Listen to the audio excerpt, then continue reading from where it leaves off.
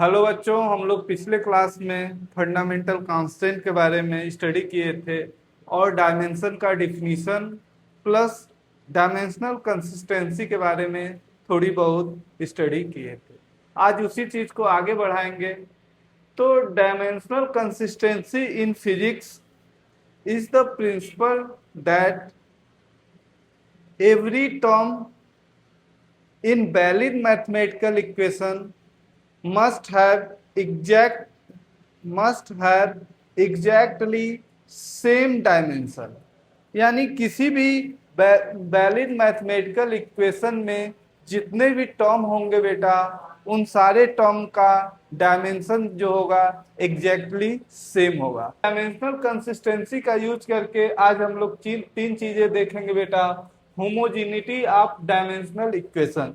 Homogeneity of dimensional equation का मतलब ये है कि कोई भी फिजिक्स में कोई भी मैथमेटिकल इक्वेशन है, उसमें क्या होता है, चाहे लेफ्ट हैंड साइड में जो फिजिकल क्वांटिटी है प्लस राइट हैंड साइड में जो फिजिकल क्वांटिटी है, उन दोनों का डायमेंशन क्या होना चाहिए, एग्जैक्टली सेम होना चाहिए। दूसरा जो टर्म हम लोग दूसरा चीज जो सीखेंगे, कन्वर्जन ऑफ यूनिट। और हम ये देखेंगे कि कैसे डायमेंशनल कंसिस्टेंसी का यूज करके हम लोग किसी भी फिजिकल क्वांटिटी के यूनिट को चेंज कर सकते हैं। तीसरा चीज देखेंगे, deducing relation among the physical quantity, कि कैसे कैसे हम लोग किसी भी फिजिकल क्वांटिटी के बीच में रिलेशन को क्या कर सकते हैं, रिड्यूस कर सकते हैं। किसका यूज करके, डायमेंशनल कंसिस्टेंसी का। एक तरह से डायमेंशनल कंसिस्टेंसी का ये तीनों क्या है, यूज है। तो पहले चीज को हम लोग लेके आगे चलेंगे बेटा।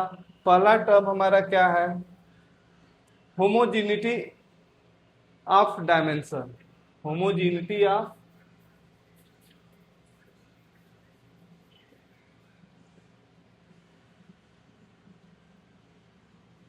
Homogeneity of dimension.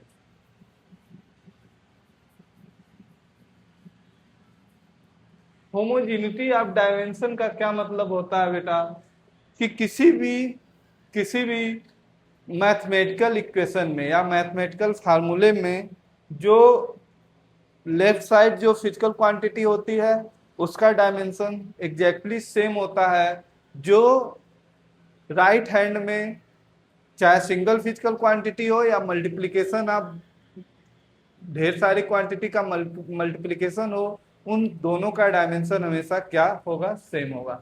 जैसे एक इक्वेशन लिखते हैं, कौन सा इक्वेशन लिखते हो बेटा, force equal to mass time acceleration. ये न्यूटन लॉ ऑफ मोशन है। इसमें होमोजेनिटी ऑफ डायमेंशन देखना होगा तो जो एफ का डायमेंशन होगा एग्जैक्टली सेम डायमेंशन किसका होगा बेटा, मास टाइम एक्सेलरेशन का भी डायमेंशन होगा। अगर हमें फोर्स का डायमेंशन लिखना है बेटा, क्या लिखना है हमें, फोर्स का डायमेंशन लिखना है तो किसके बराबर होगा बेटा, मास टाइम एक्सेलरेशन के डायमेंशन के बराबर होगा। यानी मास का डायमेंशन m और एक्सेलरेशन का डायमेंशन l t माइनस, यही डायमेंशन किसका हो जाएगा बेटा, फोर्स का। एक बार हमें फोर्स का डायमेंशन पता चल गया बेटा, तो ये डिपेंड नहीं करता ये किस प्रकार का फोर्स है, दुनिया में कोई भी फोर्स हो उसका डायमेंशन यही होगा। ठीक, तो इसी को क्या बोलते हैं बेटा, homogeneity of dimension in A equation. ठीक, अब इसकी मदद से हम लोग बहुत सारे फिजिकल क्वांटिटी का डायमेंशन इजीली लिख सकते हैं। जैसे हम लोग एक टर्म जानते हैं, किसी भी लाइट में, किसी भी इलेक्ट्रोमैग्नेटिक वेव में जो एनर्जी होती है बेटा, वो किसके बराबर होती है, एनर्जी किसके बराबर होती है, यस सी बाई लैम्डा। ठीक, जहां एच क्या है बेटा, प्लैंक कांस्टेंट, सी क्या है, light speed of light in vacuum, और लैम्डा क्या है, वेवलेंथ ऑफ इलेक्ट्रोमैग्नेटिक वेव। अब हमसे कोई पूछे कि इस इक्वेशन में एच का डायमेंशन बताओ, प्लैंक कांस्टेंट का डायमेंशन क्या होगा, तो एग्जैक्टली किसके बराबर होगा, ई लैम्डा का डायमेंशन डिवाइड बाई सी का डायमेंशन जो होगा वही डायमेंशन किसका होगा बेटा, प्लैंक कांस्टेंट का भी डायमेंशन होगा। ठीक, तो ई का डायमेंशन क्या हो जाएगा, एनर्जी है, एनर्जी क्या, एनर्जी एक तरह से वर्क ही है, तो एफ डॉट डी कर सकते हैं। तो एफ का डायमेंशन हमें पता है M L T minus two, और इसमें मल्टीप्लाई किसके डायमेंशन से कर देंगे, एल से, तो क्या हो जाएगा M L square T minus two. तो यहाँ पे लिखेंगे M L square T minus two, lambda एक तरह से क्या डिस्टेंस ही है, into L divide by M, C का डायमेंशन, सी क्या स्पीड ऑफ लाइट है, एल टी माइनस टू। तो यहाँ डायमेंशन ऑफ एच क्या हो जाएगा बेटा, डायमेंशन ऑफ एच किसके बराबर हो जाएगा, एम एल के पावर टू है, ऊपर जाएगा तो एक घट जाएगा, तो एल, और ये टी माइनस टू है, टी माइनस टू ऊपर जाएगा तो क्या हो जाएगा, एक दूसरे से कैंसिल हो जाएगा, sorry L T minus one. ठीक, तो यहाँ पे देखो एल एम का डायमेंशन, एल ऊपर जाएगा तो एक घट जाएगा, एक बचा टी, टी माइनस वन, और यहाँ एल है, तो क्या हो जाएगा, एच का डायमेंशन क्या हो जाएगा बेटा, M L square T minus. तो कोई भी फिजिकल क्वांटिटी या कांस्टेंट है उसका डायमेंशन हम लोग होमोजेनिटी ऑफ डायमेंशन का यूज करके कैलकुलेट कर सकते हैं। ठीक है, अगर एक इक्वेशन जानते हो तुम लोग, F equal to 1/4πε0 coulomb law Q1 Q2 R square. अगर दो चार्ज पार्टिकल है Q1 Q2 और दोनों में सेपरेशन कितना है, R का है, तो इन दोनों में लगने वाला फोर्स अट्रैक्शन हो या रिपल्सन किसके बराबर होता है बेटा, यही होता है फोर्स। इस फोर्स के, और यहाँ पे जो एप्सिलॉन नॉट है ये क्या है, परमिटिविटी ऑफ फ्री स्पेस है, परमिटिविटी ऑफ फ्री स्पेस, और इसका डायमेंशन हमसे पूछा जाए। चलो कैलकुलेट करो बेटा इक्वेशन होमोजेनिटी का यूज करके, यानी जो लेफ्ट हैंड में जो डायमेंशन होगा वही डायमेंशन क्या राइट हैंड में होगा। ठीक, तो अगर डायमेंशन निकालना है तो 1/4 तो कांस्टेंट है, तो यहाँ पे क्या हो जाएगा, एप्सिलॉन नॉट का डायमेंशन किस डायमेंशन के बराबर हो जाएगा बेटा, Q1 Q2, यहाँ पे एफ का dimension multiply by R square का डायमेंशन, यही क्या होगा, किसके डायमेंशन के बराबर होगा बेटा, डायमेंशन ऑफ एप्सिलॉन नॉट। तो यहाँ पे क्या हो जाएगा, क्यू क्या होता है बेटा, क्यू होता है आई टी, जहां आई का डायमेंशन एम्पियर है और टी का टाइम है, यानी क्यू का डायमेंशन क्या हो जाएगा, ए टी। तो यहाँ पे क्या हो गया, ए टी का स्क्वायर, यानी A square T square divide by F कितना है, M L T minus two, R square L square हो जाएगा। तब यहां से क्या निकल के आएगा बेटा, देखो एल स्क्वायर एल क्यू हो गया, तो यहाँ पे क्या हो गया एम माइनस वन, और यहाँ क्या एल स्क्वायर है, ऊपर जाएगा क्या हो जाएगा एल क्यू है -3। ठीक, और फिर क्या है, टी का डायमेंशन टी -2 है, ऊपर जाएगा तो क्या हो जाएगा +2 हो जाएगा, और 2 पहले से ही है, टी के पावर 4 और फिर ए स्क्वायर। एक किसका डायमेंशन हो गया बेटा, डायमेंशन ऑफ एप्सिलॉन नॉट।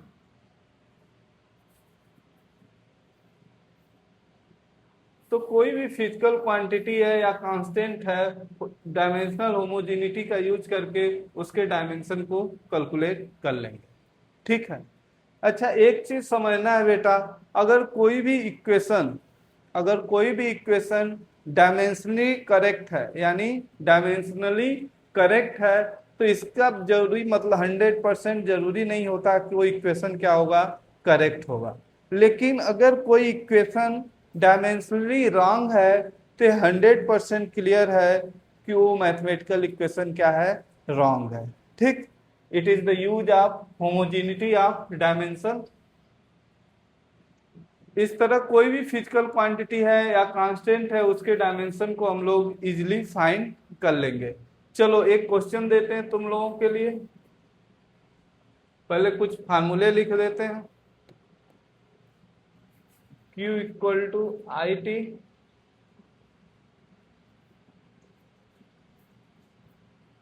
ठीक, Q equal to I T या U equal to V I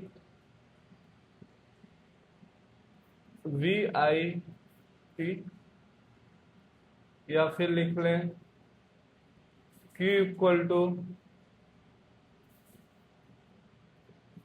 C B, या फिर लिखें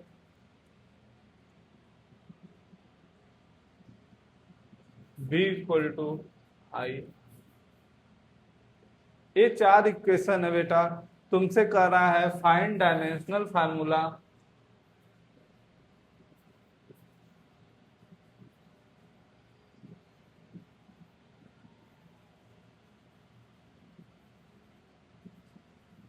find dimensional formula of charge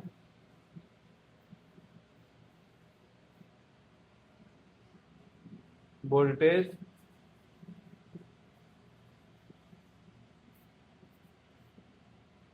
capacitance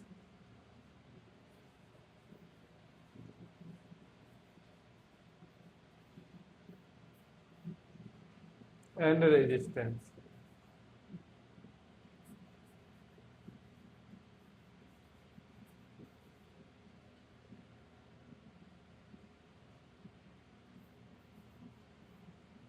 ठीक है, ये जो फिजिकल क्वांटिटी है इसका डायमेंशन फाइंड करना है, खुद से करो। यहाँ तो चार्ज का डायमेंशन निकाले थे, चलो जल्दी से करो, 1 मिनट का टाइम लो। ठीक, तो Q इक्वल टू क्या होता है बेटा, आई टी, आई का डायमेंशन ए, टी का डायमेंशन टी, आई टी हो गया इसका डायमेंशन, Q का डायमेंशन क्या हो गया, आई टी हो गया।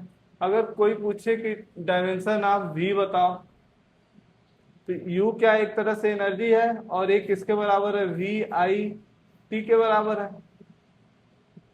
क्या है, V के पोटेंशियल एनर्जी है।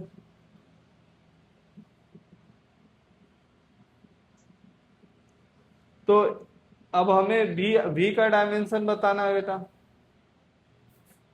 V का डायमेंशन किसके बराबर होगा, U का dimension divide by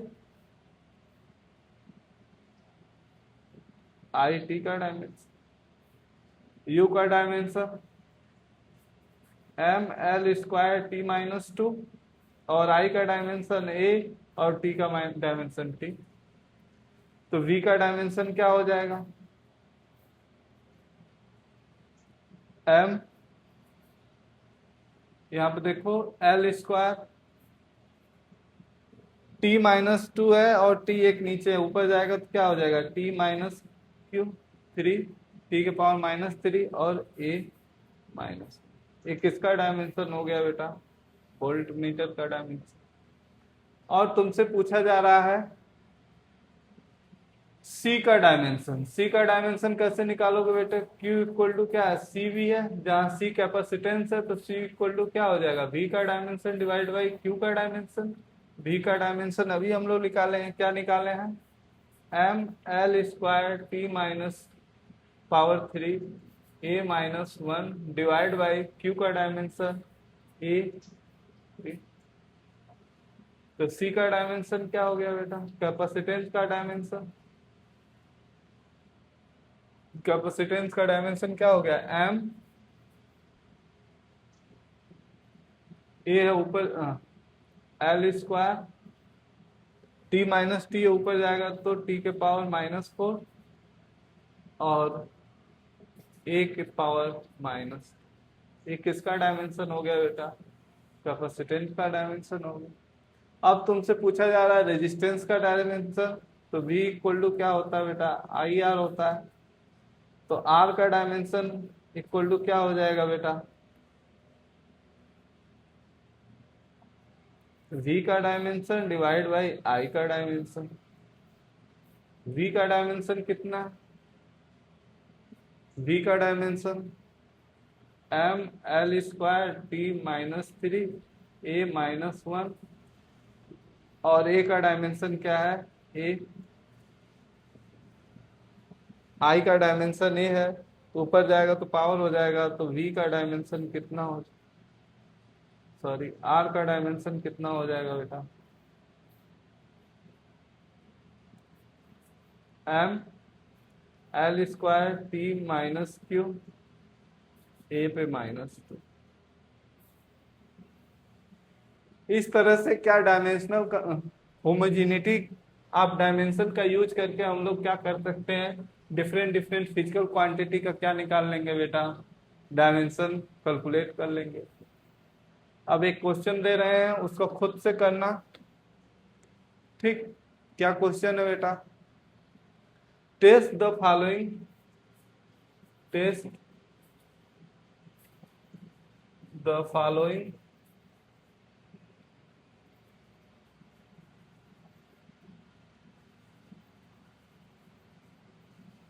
equation is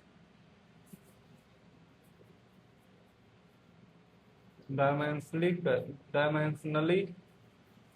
correct।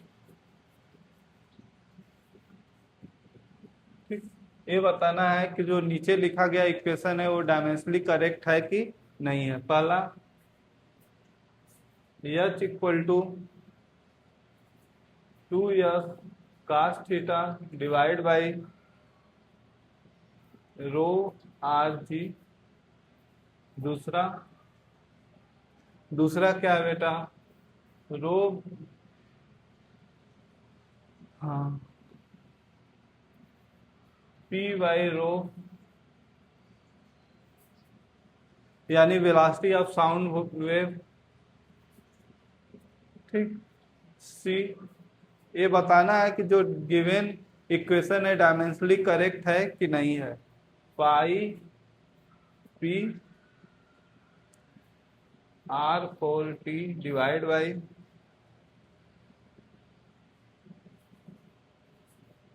8 eta L किसके बराबर है बेटा, ए वी के बराबर है, वॉल्यूम के बराबर है, डी न्यू फ्रीक्वेंसी किसके बराबर है, M G D, M G L divide by I. एक कोई कंपाउंड पेंडुलम जो ऑसिलेट करती है उसकी फ्रीक्वेंसी है, ठीक है, फ्रीक्वेंसी न्यू है। तो यहाँ पे जो गिवन क्वांटिटी है उनका क्या है लिख लेते हैं। पी क्या है बेटा, प्रेशर है, रो क्या है, डेंसिटी,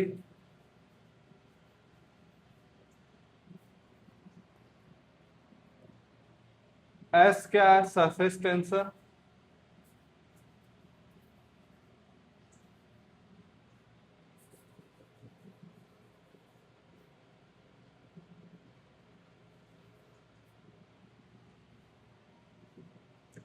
नीटा क्या है,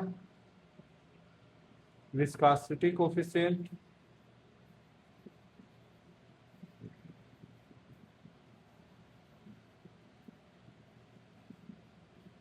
आई मोमेंट ऑफ इनर्शिया, ठीक है। चलो सबकी करेक्टनेस को चेक करो बेटा कि ये सारे इक्वेशन क्या डायमेंशनली करेक्ट हैं। इसमें से 2 इक्वेशन को हम कर लेते हैं, बाकी को तुम खुद घर पे करना। न्यू इक्वल टू क्या होता है बेटा, न्यू इक्वल टू है M G L divide by I. Nu क्या है, फ्रीक्वेंसी है, एक तरह से फ्रीक्वेंसी का ऑसिलेशन पर सेकंड होता है, तो इसका डायमेंशन क्या होगा, टी माइनस वन होगा। अब हमें न्यू का डायमेंशन हमें पता चल गया, न्यू का डायमेंशन कितना है बेटा, टी माइनस वन। तो क्या इस पूरे क्वांटिटी का डायमेंशन देख लेते हैं बेटा। यहाँ आप देखो M L T minus two L divide by M L square होता है, हाफ एम एल स्क्वायर, कोई भी हो, मोमेंट ऑफ इनर्शिया। तो मोमेंट ऑफ इनर्शिया का एम एल स्क्वायर होता है, तो एम एल स्क्वायर, ये अंदर रूट में है। तो यहाँ पे देखोगे एम से एम कट गया, और यहाँ पे देखो एल स्क्वायर से कट गया, और यहाँ पे क्या हो गया, टी माइनस टू का स्क्वायर, यानी क्या हो गया, टी। जो लेफ्ट हैंड डायमेंशन है वही क्या है, राइट हैंड डायमेंशन है। तो ये क्या डायमेंशनली करेक्ट इक्वेशन है, ये क्या है, करेक्ट इक्वेशन है। अगर हम लोग इस वाले देखें तो ये क्या है बेटा, स्पीड ऑफ साउंड है। स्पीड ऑफ साउंड का जो राइट डायमेंशन होता है v equal to P divide by rho, क्या होगा, एल टी माइनस वन। अब इसका dimension check, force per unit area, तो यहाँ पे क्या होगा, M L square M L T minus two force का डिवाइड बाई एरिया का एल स्क्वायर। अब यहाँ देखो डेंसिटी क्या होता है, मास पर यूनिट वॉल्यूम का डायमेंशन एम, और पर यूनिट इसके नीचे आ रहा तो ऊपर कर देते हैं एल। देखो एम से कट गया, अब यहाँ पे देखो एल क्यू एल फोर हो गया, एक एल से एक एल कट गया, तो ये क्या हो गया बेटा, यहाँ पे देखो फोर हो गया, टू कट गया, तो एल स्क्वायर और टी माइनस टू का स्क्वायर का क्या हो जाएगा, एल टी माइनस वन। देखो लेफ्ट हैंड डायमेंशन किसके बराबर है, राइट डायमेंशन के बराबर है, तो ये क्या है, ये क्या है, डायमेंशनली करेक्ट इक्वेशन है। बाकी दो का करेक्टनेस तुम खुद से करोगे, या फिर अभी टाइम हो तो अभी तुरंत कर लो, ठीक है। जो दूसरा चीज है कंसिस्टेंसी ऑफ कंसिस्टेंसी, दूसरा दूसरा क्या था बेटा, कन्वर्ट, दूसरा यूज क्या है डायमेंशनल कंसिस्टेंसी का, वो क्या है, कन्वर्जन ऑफ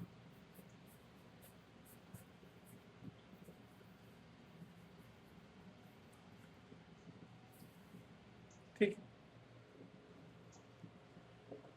अब बेटा एक यूनिट लेते हैं, जैसे प्रेशर की यूनिट क्या होती है, प्रेशर को P से डिनोट करते हैं फिजिक्स में, और इसकी यूनिट क्या होती है बेटा, Newton per metre square, SI unit है, और इसकी ये क्या है, SI यूनिट है। अब इसको हमें कन्वर्ट करना है किसको, किसमें बेटा, डाइन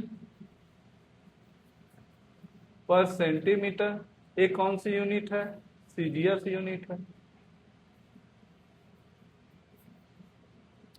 अब एक निश्चित, जैसे एक न्यूटन मीटर, या इसी को क्या बोलते हैं, पास्कल भी बोलते हैं, इसको क्या बोलेंगे, सीजीएस यूनिट बोल देंगे, या फिर डाइन पर सेंटीमीटर स्क्वायर बोलेंगे, ठीक। ये सीजीएस यूनिट है प्रेशर का। तो अब मान लेते हैं कि अब हमें 1 न्यूटन मीटर को किसमें कन्वर्ट करना है बेटा, कुछ आएगा, मान लेते हैं यक्स आ गया, और ये क्या है, डाइन पर सेंटीमीटर स्क्वायर, यानी इस यक्स की एग्जैक्टली हमें वैल्यू ही फाइंड करनी है, ठीक है। तो अब मान लेते हैं कि जो प्रेशर होता है बेटा, प्रेशर का जो डायमेंशन, प्रेशर किसके बराबर होता है, force per unit area. Force क्या होता है, M L T minus two divide by L square.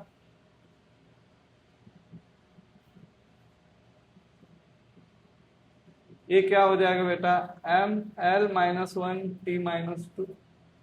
ये क्या हो गया, डायमेंशन ऑफ क्या हो गया, प्रेशर हो गया, ठीक। अब कैसे चेंज करेंगे, ठीक है। तो हमें क्या चेंज करना है, जैसे 1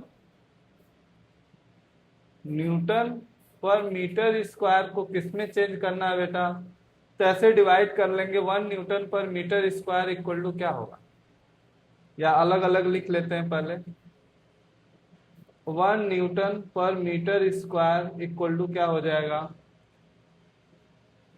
1 kg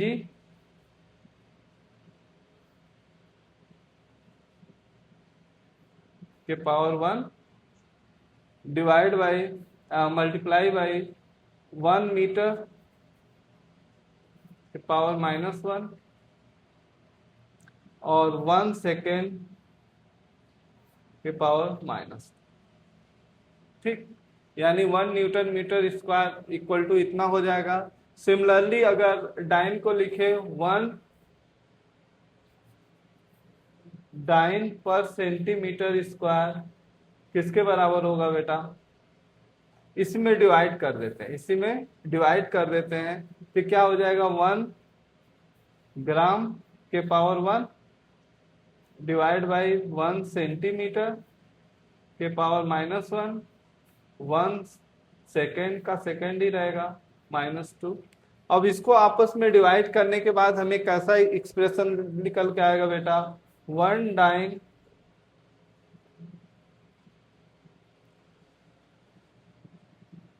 one newton per metre square divide by 1 dyne, dyne को dy लिख लेते हैं, 1 dyne per centimetre square equal to क्या हो जाएगा? 1 kg को कितना ग्राम में लिखे तो कितना हो जाएगा? 1000 ग्राम डिवाइड बाई 1 ग्राम के पावर कितना हो जाएगा? 1। यहाँ पे अगर 1 मीटर को सेंटीमीटर में लिखे 100 सेंटीमीटर डिवाइड बाई 1 सेंटीमीटर के पावर -1 और ये क्या 1 सेकेंड डिवाइड बाई 1 सेकेंड। ठीक है, अब यहाँ पे देखो बेटा 1 newton metre square divide by 1 dyne per centimetre square equal to क्या हो जाएगा? 1000 मल्टीप्लाई बाई, यहाँ पे क्या इसका इनवर्स हो गया बेटा? तो ये क्या हो गया?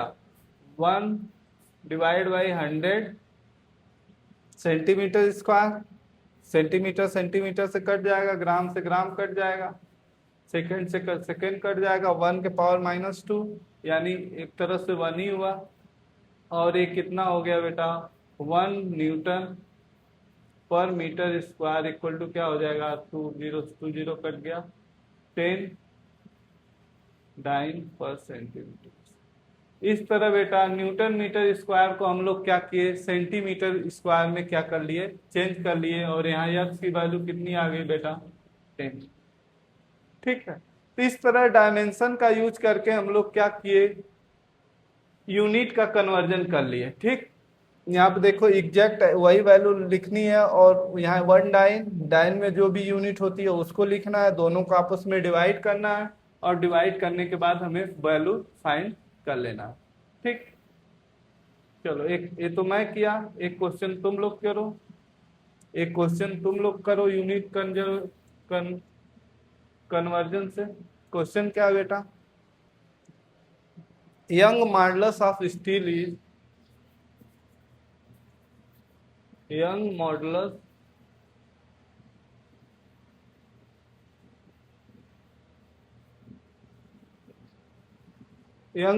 of steel is 19 into 10 पे power 10 newton per metre square, express in term of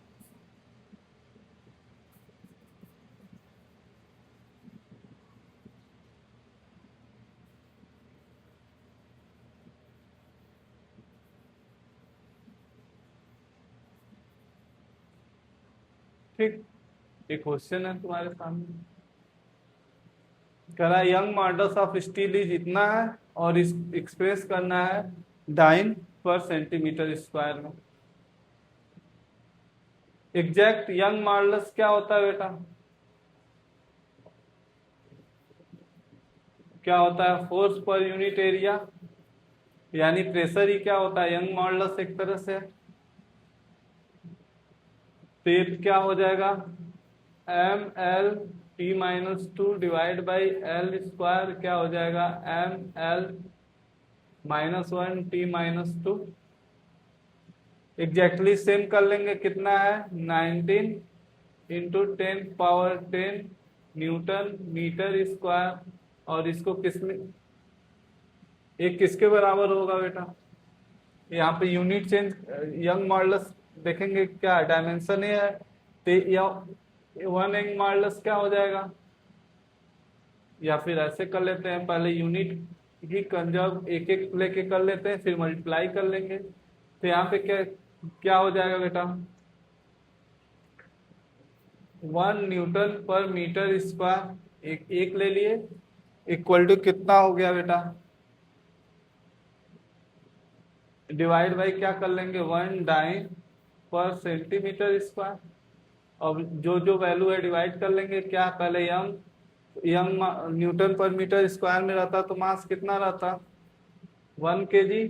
1 kg को ग्राम में चेंज कर लिया 100 ग्राम डिवाइड बाई 1 ग्राम। यहाँ पे क्या है 100 सेंटीमीटर डिवाइड बाई 1 सेंटीमीटर पे power -1। 1 second divide by 1 second power -2।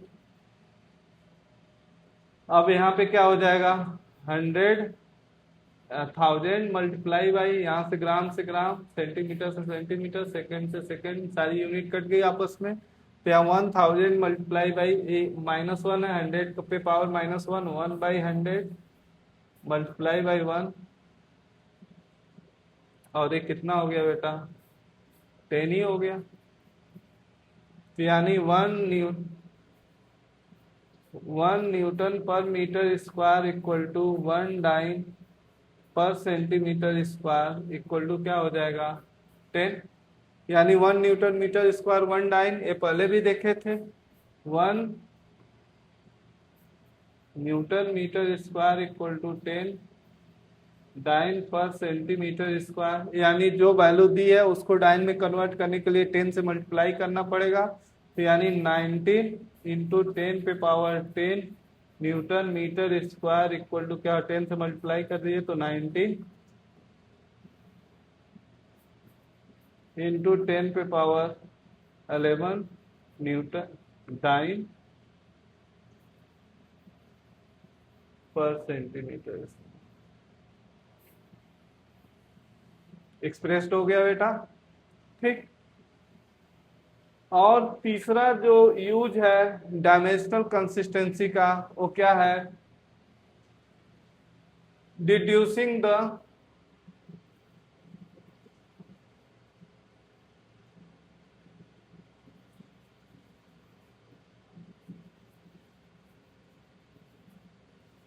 Relation between physical quantity.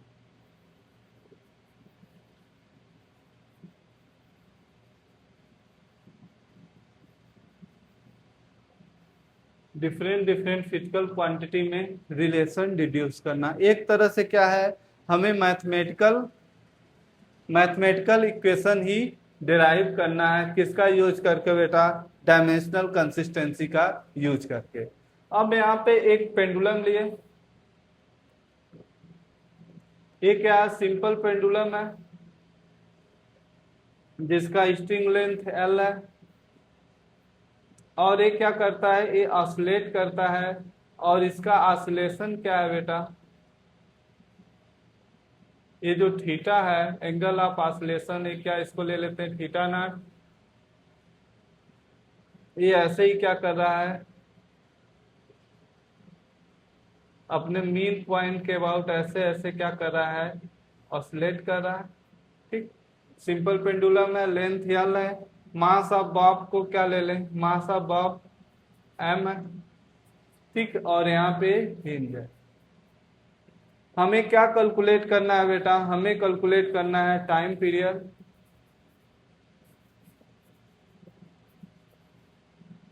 ठीक। हमें इस जो सिंपल पेंडुलम है उसके ऑसिलेशन का टाइम पीरियड कैलकुलेट करना है। तो हम पहले फाइंड करेंगे कि टी जो है किन किन फिजिकल क्वांटिटी पे डिपेंड करेगा। टी किन किन फिजिकल क्वांटिटी पे डिपेंड करेगा बेटा, टाइम पीरियड किन किन फिजिकल क्वांटिटी पे डिपेंड करेगा। पहले अगर मास m है, mass of the Bob m है, तो हो सकता है ये क्या करे, मास m पे डिपेंड करे।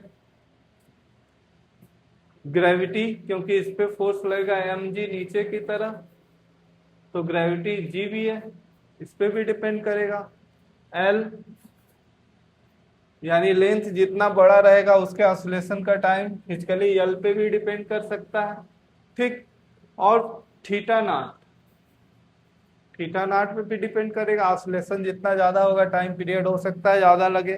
ठीक, और कोई रीजन नहीं है कि fundamental constant of the nature, जो फंडामेंटल कांस्टेंट है उस पर ना डिपेंड करे, तो यानी जो constant of the nature C H,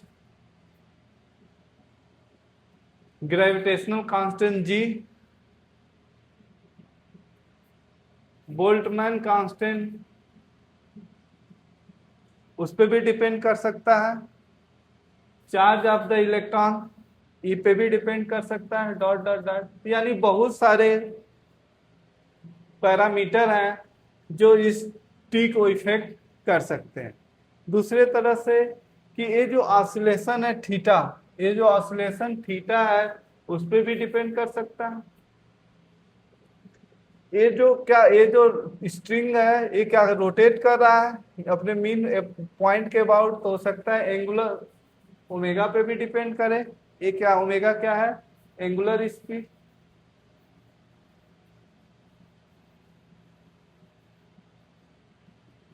यानी बहुत सारे पैरामीटर हैं जो क्या कर सकते हैं बेटा, टी, जिसपे T time period of pendulum क्या कर सकता है, डिपेंड कर सकता है। फिजिकल आर्गुमेंट से इन सारे जो पैरामीटर है जिसपे टी डिपेंड कर सकता है, उन सारे चीजों को क्या कर सकते हैं, रिड्यूस कर सकते हैं। तो जो हमारा ये ओमेगा और थीटा है, ये क्या कर रहा है पूरे मोशन के दौरान, थीटा जो एंगुलर डिस्प्लेसमेंट है वो क्या कर रहा है, वेरी कर रहा है, प्लस एंगुलर वेलोसिटी भी क्या कर रही है, वेरी कर रही है। यानी ये सब क्या है, एक तरह से वेरिएबल है, तो वेरिएबल पे कभी भी डिपेंड नहीं करेगा टी। ये क्या है, वेरिएबल है, पूरे मोशन के दौरान क्या कर रहे हैं, वेरी कर रहे हैं, या इसे बोल सकते हैं डायनेमिक,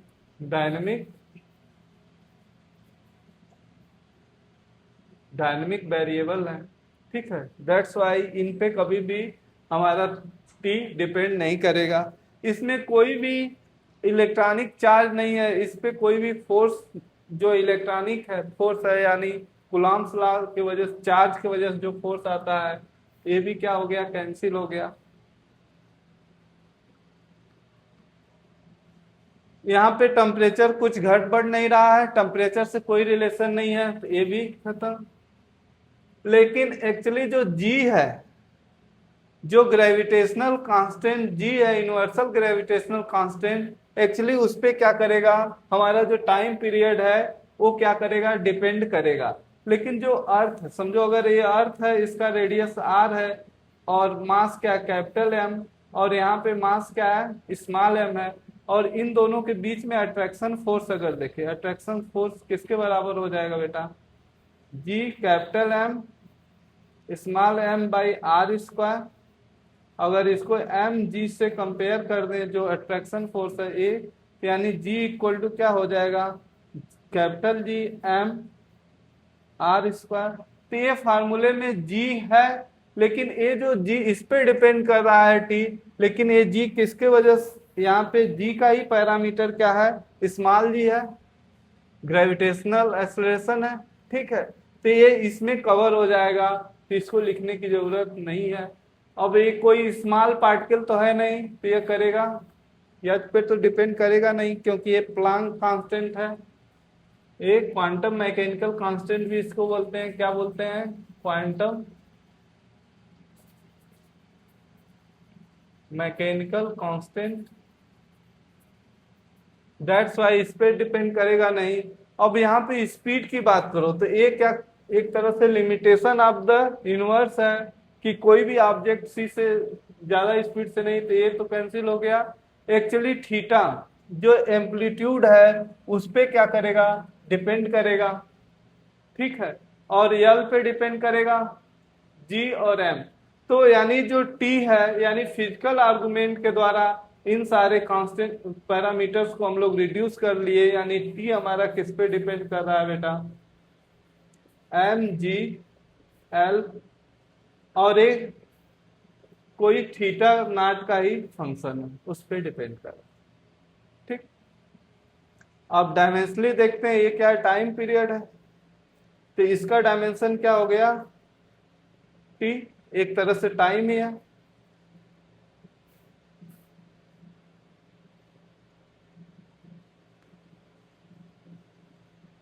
इसको टी रखते हैं अभी। टी इक्वल टू क्या हो जाएगा, एम पे ए, जी पे बी, एल पे सी, और कोई फंक्शन है किसका, थीटा नॉट का।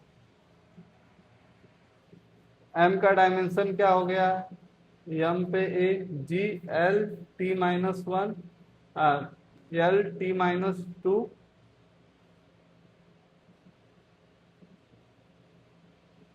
यानी टी माइनस टू बी, और ए बी हो गया, एल पे क्या हो गया सी, और ये इसका डायमेंशन क्या है टी है।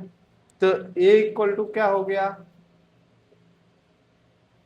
ए इक्वल टू 0 हो गया, B plus C, B plus C equal to क्या हो गया 0। अब यहाँ पे क्या हो गया, B plus C equal to 0 हो गया, और ये क्या हो गया minus two B equal to किसके बराबर हो गया 1 के। तो बी इक्वल टू क्या हो गया बेटा माइनस हाफ,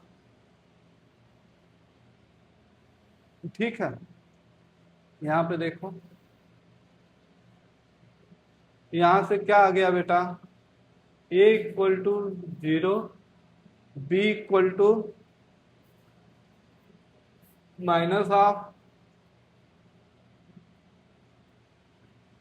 यहाँ पे b इक्वल टू क्या हो गया बेटा माइनस हाफ, और b प्लस सी क्या 0 है, तो c इक्वल टू क्या हो जाएगा, c इक्वल टू, यानी जो टाइम पीरियड t है बेटा वो इक्वल होगा किसके, इक्वल होगा बेटा m, m नहीं है, l, l के पावर क्या b है, b कितना है हाफ है, और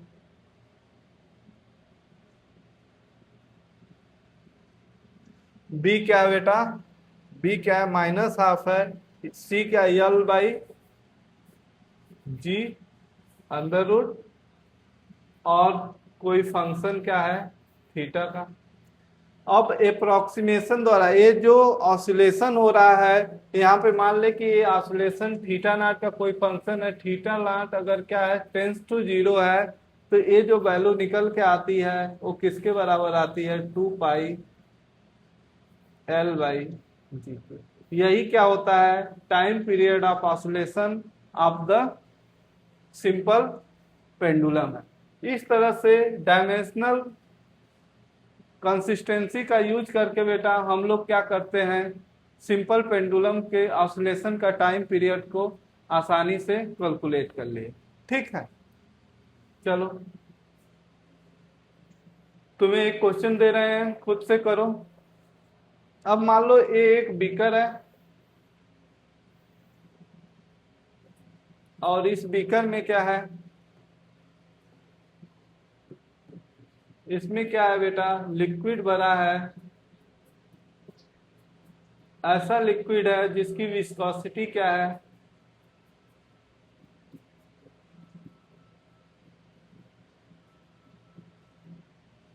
ये जो लिक्विड है विस्कस है, और विस्कोसिटी क्या है नीटा है। इसमें अगर कोई यम मास का, तो यहां से जब ये ड्रॉप किया जाता है पहले ये क्या करेगा, पहले क्या करेगा, ये जो मान लेते हैं स्फेरिकल बॉल है, स्मॉल स्फेरिकल बॉल है, पहले गिरेगा, इस पे एक फोर्स लगे, पहले तो यम जी नीचे की तरफ लग रहा है इस पे, और यहाँ पे एक स्टोक फोर्स F लगता है बेटा, और ये F किसके बराबर होता है बेटा, 6 pi eta R V, 6 pi eta R V के बराबर फोर्स लगता है बेटा।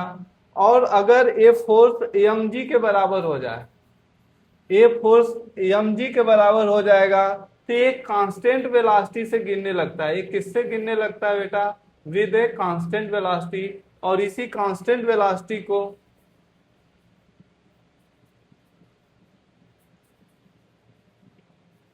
कांस्टेंट वेलोसिटी से गिरने लगता है, इसी को क्या बोलते हैं बेटा, टर्मिनल वेलोसिटी बोलते हैं।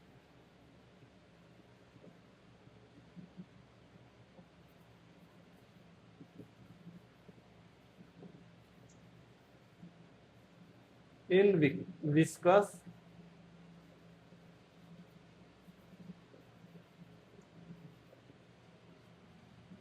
तो तुम्हें क्या करना है, derive the expression for find the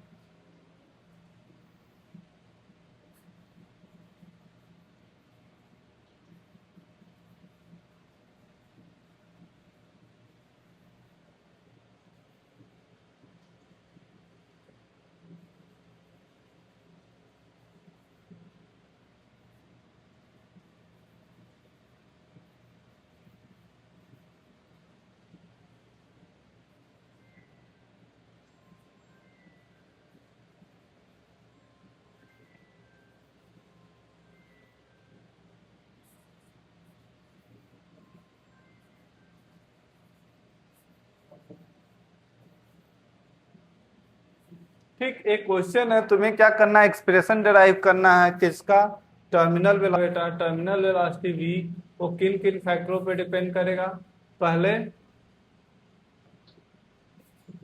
पहले डिपेंड करेगा मास पे, g पे, और दूसरा फैक्टर जो है रेडियस, तीसरा कोफिशिएंट ऑफ विस्कोसिटी। इसको एम जी को क्या मान ले, ए मान ले, और इस पे क्या माने बी, और इस पे क्या मान ले सी। तो हमें डायमेंशन ऑफ सी चाहिए, यानी नीटा का डायमेंशन क्या होगा, कोफिशिएंट ऑफ विस्कोसिटी का डायमेंशन फाइंड करना पड़ेगा। तो एफ इक्वल टू क्या होता है, विस्कस फोर्स इक्वल टू क्या होता है बेटा, eta A delta V by delta X. और यहां से अगर नीटा का डायमेंशन निकालना होगा तो एफ का डायमेंशन क्या हो जाएगा, M L T minus two multiply by X का dimension L divide by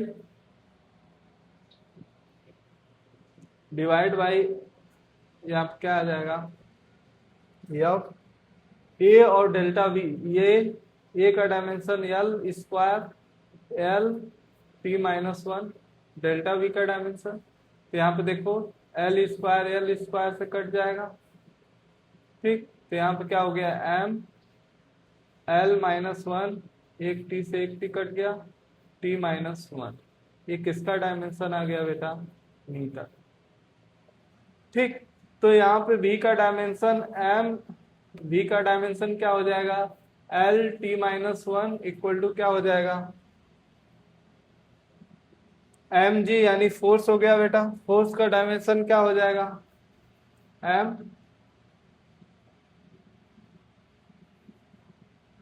L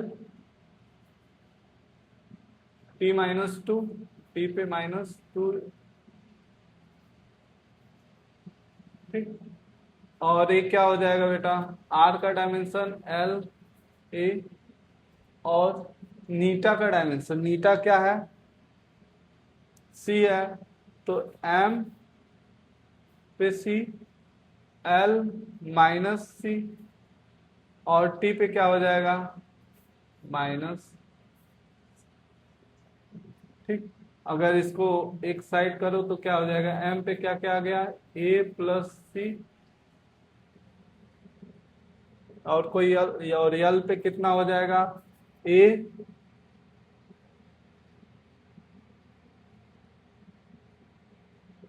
sorry A B है, ए प्लस बी माइनस सी, और टी पे कितना हो जाएगा बेटा, टी दो जगह है, तो -2a माइनस सी, और एक किसके बराबर है, एल टी माइनस वन के। तो यहाँ पे देखो क्या हो जाएगा, a plus C equal to क्या हो गया, 0। दूसरी बात क्या हो गया, A plus B minus C equal to क्या हो गया, 1। अब इन दोनों इक्वेशन को अगर आपस में जोड़ दे बेटा तो क्या हो जाएगा, अगर आपस में जोड़ोगे तो क्या हो जाएगा, सी सी से कैंसिल हो जाएगा, तो ए क्या हो जाएगा,